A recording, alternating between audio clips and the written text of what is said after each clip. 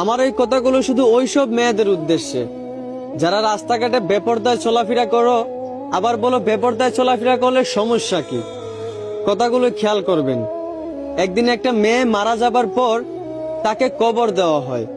তাকে কবর দেওয়ার কিছুদিন পর ওই কবরের পাশ দিয়ে যেই হেঁটে যাইতো সেই ওই কবর থেকে মেয়েটার চিৎকার শুনতে পাইতো। এইভাবে দীর্ঘদিন চিৎকার শোনার পর গ্রামবাসী মিলে একদিন চিন্তা করলো যে কবরটা খুঁড়ে দেখবে।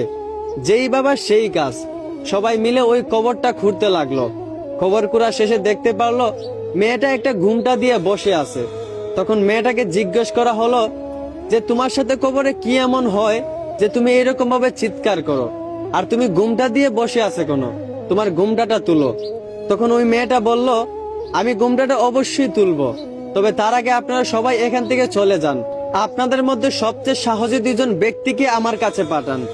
মেয়েটার কথা মতো সবাই ওই কবর থেকে চলে গেল এবং সবচেয়ে সাহসী দুজন ব্যক্তি ওই মেয়েটার কাছে গেল। মেয়েটার কাছে যাওয়া মাত্রই মেয়েটা ঘুমটাটা সরিয়ে ফেললো। ঘুমটাটা সরানো মাত্রই ওই দুই সাহসী লোক চমকে উঠলো এবং চিৎকার করে উঠলো।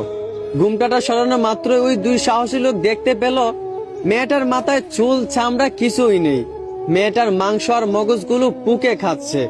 মেয়েটার এক একটা টুট বাইম মাছের মতো ফুলে গেছে।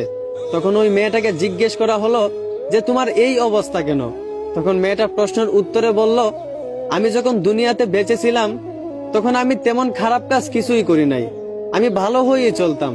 কিন্তু আমি যখন মাঝে মধ্যে বাজার হাটে যাইতাম তখন আমার চুলগুলো খোলা থাকতো। আমি পর্দা করে যাইতাম না, টুটে লিপস্টিক লাগাই যাইতাম, বেপর্দায় বাজারে চলে যাইতাম। এই সামান্য বেপর্দায় চলার কারণে আজকে আমার কবরে এই অবস্থা। আর যারা এই ডিজিটাল যুগের সাথে তাল মিলিয়ে চলতে গিয়ে বেপর্দায় চলাফেরা করতেছেন, আবার বলেন বেপর্দায় চলাফেরা করলে সমস্যা কি, একবার চিন্তা করেন আপনাদের অবস্থাটা কি হবে।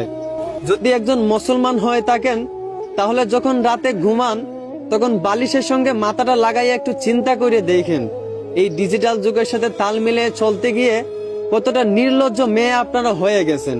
দেখেন বোন, আমার কথায় কষ্ট নিয়েন না, আমি শুধু আপনাদেরকে বোঝানোর জন্য বলি। আশা করি আমার কথাগুলো বুঝতে পারছেন। ধন্যবাদ।